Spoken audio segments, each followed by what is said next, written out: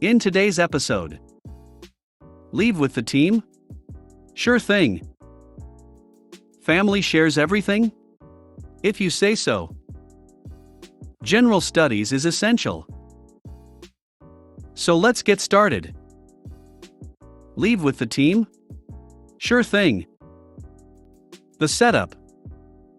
I work for a popular grocery chain that operates in the southeastern United States, where shopping it is supposedly a great time. I've been with the company for 18 years, 4 of them as a department manager before I stepped down due to being a salaried worker that worked ridiculous amounts of overtime without compensation, that was recently dealt with via a class action lawsuit. I still work in the same department in which I was once a manager, so I know just about everything there is to know. If anything goes wrong, I can make it right. If anything breaks, I can fix it. My current manager is an awesome boss that I'd do anything to help out. He understands that his employees are people and not just minions to do his bidding. He's willing to work with on any scheduling needs, so we're all willing to do the same. That being said, about 2 years ago we were short-handed on employees that were able to close the department, particularly those that could close the kitchen. We talked and I agreed to close every night for a while until we could get more people on board and trained in the different areas of the department. This went on longer than expected and he apologized, but I told him not to worry, as I was actually enjoying having a regular schedule even though the hours weren't ideal. Fast forwards a few months and we're finally staffed properly, and my manager thanks me for my help and we agree that I'll continue working nights because I like the consistency, and he knows that I'll always make sure everything is set up well for the next morning, and I make his job easier for doing so. During this time we've picked a lot of great workers and a couple awful ones. The great workers were amazing to work with, I called them my A-team, and we'd often get off work 30 to 45 minutes early because we helped each other out and got shit done. The awful workers took note of willingness to help out and would neglect parts of their closing duties because they knew the A-team would get it done in order to get off ASAP. This goes on for a while and gets worse, reaching a point where the other A-teamers and I talk to our boss and say that we don't mind helping people out, but we're done doing other people's jobs for them. He agrees and changes the policy so that once we're done with our sections, we can clock out and leave after being checked out by the manager in charge, Mike. The event. Things have been going pretty well, and as long as 2 or more of my A-team workers are closing with me, we're still able to get out early as a team. We always make sure to set up any other closers for success and do any general work like taking out the trash, adjusting inventories, etc. before leaving, but we're still able to leave a little early. This is important because we never have to worry about getting overtime, OT. We have a strict no OT policy. Even 1 minute of OT will earn a write-up for the employee and my manager unless approved ahead of time. Then it happens, 3 out of the 4 other A-teamers quit within 2 weeks of each other. One found a better job, one had a family crisis to handle, another moved. I went from working with coworkers that had years of experience in the department to coworkers that have been with the company for less than 6 months for the most part. There are a few coworkers that are approaching their 1-year mark, but I still have more experience than all my fellow closers combined, probably 10-fold. Suddenly, instead of getting out early, I'm having to work past my scheduled times on bad night and barely getting out on time on good nights. I try to manage my own time in order to not have to leave early or come in late, but I've been cutting it close. 3 weeks ago a particular mic, there's 7 mics that each have a set night to close, is closing. I'm closing with newbies and I'm in danger of going into OT. This is a Thursday night, and while I do close Friday, final day of our week cycle, I make sure to keep some wiggle room in case anything goes wrong on Friday night that keeps me from leaving on time. I finish closing my section, take trash, adjust inventory, and generally help out as much as I can until it's my scheduled time off, at which point I clock out and page my mic to check me out. I'd have paged sooner, but I knew that my section was clear. Again, I've been doing this for a long time, and wasn't going to be asked to work off the clock. The following conversation occurs. Mike, why are you paging me over here? The others are clearly not finished, and you should be helping them. Me, I paged you to clear my section so that I can leave and not worry about OT. I did XYZ to help them out and all they have left shouldn't take more than 10 minutes or so. Her, do you work tomorrow? Me, yes, but I'm closing kitchen and always come in early on those days to ensure a smooth transition and make sure I don't fall behind. The little bit of wiggle room I have left to avoid OT is going to be used for that. Her, you can't be in danger of OT if you still have another day to work. You know that the entire department is supposed to leave as a team. You leaving before your coworkers isn't right. I'll let you leave this time, but from now on you leave with your team.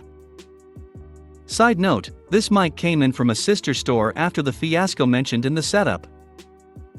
The next day I talked to my direct manager and asked him how he wants me to handle the situation. He assures me that I did the right thing and was just managing my own time in order to avoid OT. He knows that I always try to set everyone up for success. The entire reason I'm still closing 5 nights a week is for this very purpose after all. I should also mention that on this particular night with said Mike, I left the department a fair number of times to do extra work, get trucks from the back, clean up the back room of cardboard and trash, take out old grease to the canister outside, etc., and she came looking for me while I was doing the side jobs on 2 occasions. On the second occasion she told me that she wanted me to alert her anytime I'm going to leave the department so she'd know my whereabouts. I thought it was odd, since no one else had to do this, but whatever. I later learned that she told my manager that I was taking entirely too many smoke breaks, I take 2 a day, as per company policy, and said that I wasn't doing what I said I was doing for the side work and just using them for extra breaks. I sighed internally and had an idea. It was time for some malicious compliance. The compliance. Every night that this mic has closed I've had a great time complying to her wishes. First, every time I leave the department she knows. Going to the restroom, paged. Lunch break, paged. Taking cardboard to the baler? Running trash? Have to help a customer outside of my department? Paged, paged, and paged. She's gotta know where I am, right? Secondly, I still refuse to put myself in danger of overtime, while also refusing to work off the clock. So what happens? I punch out at my scheduled time no matter what, and then I'm on my own time. I sit down at my manager's desk, pull up other malicious compliance stories from this sub on YouTube, and start enjoying his malicious compliance posts at full volume while my coworkers continue to finish up around me. Last week she sees me on my phone. Her, what exactly are you doing? There's still more work to be done. Don't you see your coworkers still working? Why are you just sitting there? Me, I've already done my work, helped out as much as I could, but still had to clock out on time. I'm just here waiting for them to finish so we can leave as a team. That's what you wanted, right? The fallout. Nothing spectacular yet. She gives me the stink eye every now and again when she sees me and simply smirk back at her. She tried complaining to my manager, but he always has my back. I even shared with him that I've considered further malicious compliance if she keeps pushing me by keeping her updated on my whereabouts even when she's not the mic. I'm keeping that one up my sleeve for the time being. She never stated that my updates were needed only when she was mic, so I'm just waiting for her to try something else. Family shares everything? If you say so. Hey peeps. This is my first post in this subreddit. I'm not sure if this story will fare better here or in petty revenge. But let me know down in the comments. So this happened when I about a little after I turned 18 years old. One day my mom and dad decided to take me with them to go grocery shopping. I really liked going shopping with them at that time because much like now, my appetite was close to insatiable. And for me, that meant food, food, and more food. By the end of our run, I literally had an entire shopping cart of stuff, frozen pizzas, spicy noodles, lunch meat, bread, etc. Mostly spicy food because I love to have some bark with my bite. LOL. Fast forward a few days after. I had just came home from school, and all I could think about was watching a movie and stuffing my face with pizza. But when I opened the freezer, I saw that out of the 3 pizzas I had, only one was left.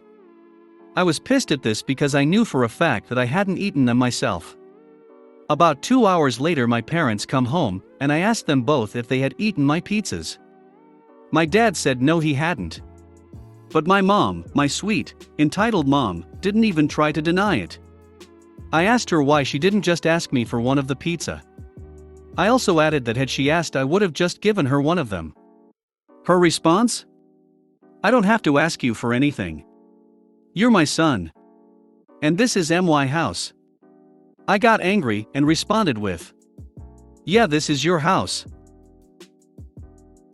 But I paid for that with my own money. Money that made on my own. I paid for it. The least you could do is ask before you start going into my stuff." For the record, this happened a lot. We would all go food shopping, my mom would get the bare minimum, and then help herself to whatever me or my dad bought. She didn't like what I said. And her response was, "I don't care if you paid for it yourself. I didn't raise you to be selfish. We're family. And in this house, family shares everything." Cue malicious compliance. One thing I'd like to add is that my mom at that time had a massive sweet tooth. If it had lots of sugar or high fructose corn syrup, she just had to have it. One day, when she had left for work, I went into the kitchen and came across her not-so-secret stash of assorted sugary sweets. M&Ms, Skittles, Starbursts, the works. So I went into that bag and took every single pack of Skittles out, leaving just the other stuff. I gleefully ate the Skittle and for the remainder of her absence, chilled out in my room and waited. When she got home, she sat down to watch TV for a while, and then she went for her bag of candy, and let me tell you, her reaction was almost as sweet as her secret stash.